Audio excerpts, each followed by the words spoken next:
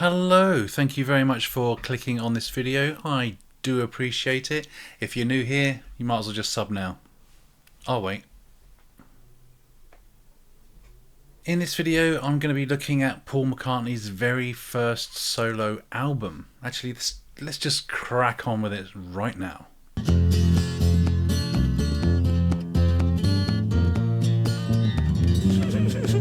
When Paul McCartney released this album, simply titled McCartney in 1970, the eyes of the world were kind of on him. The rumours were extremely rife, if not, backed up with fact, that the Beatles were no more. This album was kind of the follow-up to Abbey Road, so people had high expectations of this album, but at the same time also wondering what McCartney would sound like without the other three Beatles. But this wasn't to be a grand artistic statement or even a meticulously polished album. He went completely the other way, and some people liked it, some people didn't. Paul recorded this album when the Beatles, it had all broken down. Communication was lost. And I'm a bit torn. See, I know that he wanted the Beatles to continue, but at the same time, the other Beatles were fighting him over the whole Alan Klein debacle. And so, as much as he wanted the Beatles to continue, I think he also was, personally I believe this, he was given a big F-U. You know what the F stands for? Fuck. It's fuck. I said it. But I think he was so hurt by the whole situation that he was just kind of well, hey, I don't need you guys. The album's name, McCartney, was both deliberate and revealing. The McCartney Legacy book actually goes into the fact that he had heard that John Lennon's next album was just going to be called Lennon. Now, this turned out to be untrue. It was a John Lennon Plastic Ono band. But Paul liked the boldness and the simplicity of the idea that, hey, he ran with it. Naming the album McCartney wasn't about ego. I think it was just about a clean slate. I mean, he was playing everything on it. But I think it was more about, hey, this is me. There was no bandmates, there was no producers, no outside interference. It was just Paul in his London flat, 7 Cavendish Avenue, I think. Is that where it was? Where he set up a simple 4-track record. I can't believe it was 4 tracks, but it was. And yeah, started to self-produce this album. Later, he did do some overdubs at Morgan Studios and EMI Studios, Abbey Road. But for the most part, it's homegrown. Does that make sense? It's just homegrown. In fact, this nicely brings me on to let's do the tracks now, because the lovely Linda was basically just him testing the volumes and the mic setups and all that kind of stuff, and he just recorded that to see if it sounded good. That's why you got a chair. I think it's a chair squeak, or maybe it's even a door opening. I can't remember. It's a kind of just a sketch of a song. It could have become something more. It's all very casual, and it kind of sets up the whole album going forward. It's okay, this is what you're gonna get. Track 2, That Would Be Something, is based primarily around this riff, played on an acoustic guitar. A really good riff. It's humming in it. I think he's hitting a book as for percussion, and it's got a really good groove. George Harrison actually complimented this song, saying it was great. He said a couple of the songs on this album were great, which was a nice thing to say given the tensions at the time. Actually, my favourite version of this song is from the official bootleg, the MTV Unplugged thing that he did. I think I prefer that over this. Track 3, Valentine Day, it's an instrumental. I think McCartney recorded the drums first and then just built everything on top of it. I could take or leave this. Here's the problem I have with this album. They are just kind of, like I said, like all sketches and unfinished things, but everything that's even unfinished is really catchy and good. It's annoying. Wish I was that good. Track 4, Every Night. Let's face it, let's be honest with this. Hey everybody, let's be honest with each other. This is the first proper song on this album. Written in 1969, he refined it at the Morgan Studios. This is a great song. He played it live for a very long time. I don't know if he still does. You tell me. Track 5, Hot as Sun / Glasses. So Hot as Sun dates back to the late 50s, and Paul just dragged it out, and I was going to say finished it then, but it's not even really finished, is it? And then you got Glasses, which is Paul playing, glasses, not glasses, glasses. It's okay. Again, and you get a brief snippet of an unreleased song, Suicide, which he never. Why did he never finish it and release this? It's mental. It's such a good song. Track 6, Junk. What a wonderful piece of music this is. Originally written in 1968, the Beatles passed this one over, and thank God Paul McCartney never let this one go, because this is a beautiful song. Its lyrics are just like a list of discarded objects, but it's like a metaphor for loss and nostalgia. It's so good. Bye bye, said the sign on the shop window. Bye bye or bye? Bye. Track 7, Man, We Was Lonely. I always thought this was about the Beatles and the touring years, but apparently not. Linda's harmonies on this song are great.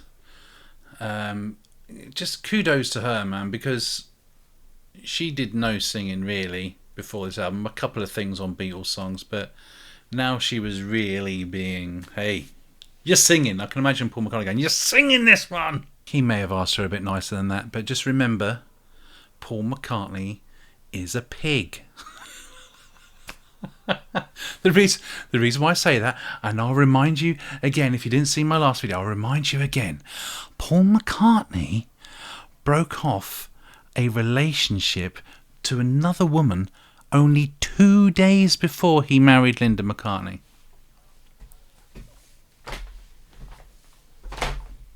But I love the guy so much. Why does he do this? Anyway, so yeah, they both towards the end sing this song with a bit of a country twang. It's an enjoyable song. Okay, let's quickly stop right here. Time for an ad break. I hate them too. Let's hope it's a skippable ad. Get yourself a drink quick. You're still here, great. Let's crack on. Opening side 2. Oh, by the way, I don't know why I've not shown it. I've got it here. Opening side. Have you noticed? Look, there's one there. There's 3 over there. Mental. Didn't realise I had so many. There's a problem, isn't there? Opening side 2 is Ooh. This is one of the album's more energetic rockers. Again, based on a great riff. Yeah, it's so good. Not many lyrics. Track 9 is Mama Miss America. Started off as like a piano jam, and like even halfway through the song it kind of shifts focus entirely. It's good. I feel it goes on a bit too long, but I'm criticising. I shouldn't. It's great, isn't it? Apparently the direction change was not planned, just happened, and it just shows how good McCartney is at adapting to change, even when he's the one that's doing the changing. Track 10, Teddy Boy. Love this song. I've always loved this song. Tells the tale of basically of a kid who doesn't like his mum's new man. But that's part of it. Really good. Again, written in I think '68. It was passed over by the Beatles again. Anthology's got a great version where Lennon's. I think Lennon might have actually been mocking it a bit. Take your partney, dosey do. Yeah. Was he mocking it? Or was he genuinely trying to enhance it? I think this is a song that was one of the ones that Lennon called granny music. But hey, I like it. I love it. Screw you, Lennon. But Lennon must have known that Paul was seeing someone else at the same time as, courting, being engaged to Linda.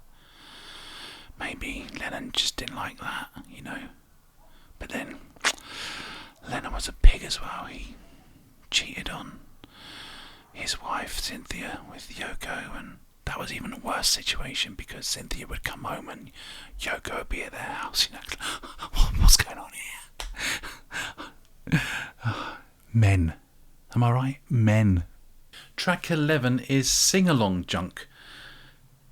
This is also beautiful. You think without the lyrics it would take away some of the sentimentality, but this is... How does he do it? And don't forget, when he was making this album, he was depressed. He still manages to create things of such beauty, and that's what this song is. It's absolutely beautiful. Track 12, and what should have been the album closer, Maybe I'm Amazed. Let's face it, no spoilers, this is the best song on the album. It's the most polished. It's amazing. Maybe it's amazing.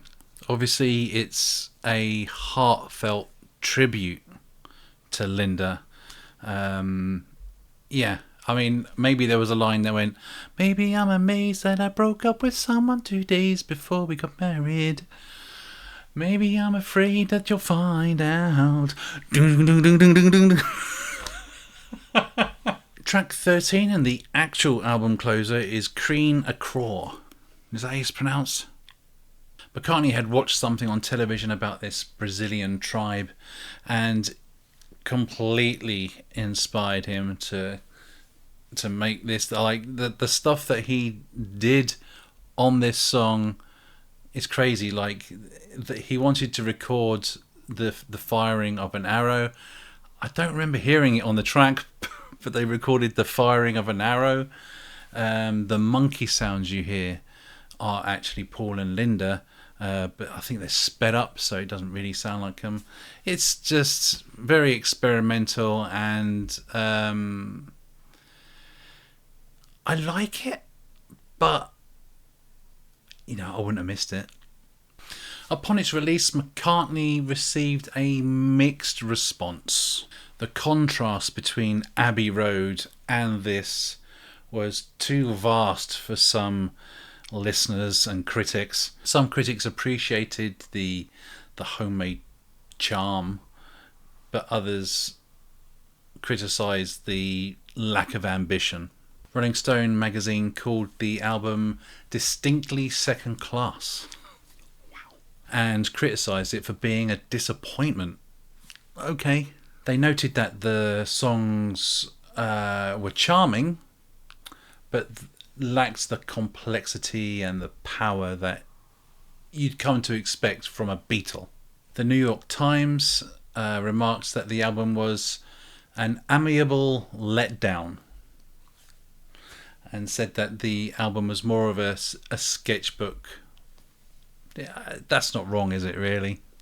Melody Maker, however, was more sympathetic, saying that the album was a quiet retreat from the band hysteria, and praised its warmth and sincerity. And it is a very sincere album. I'd give it that. McCartney wasn't a blockbuster or even a critical triumph when it first came out. Some critics found it underwhelming, lazy, but over time it's won people over. I think it's a great album. Like I said earlier, like most of this is just snippets of songs, but even his snippets are like really catchy.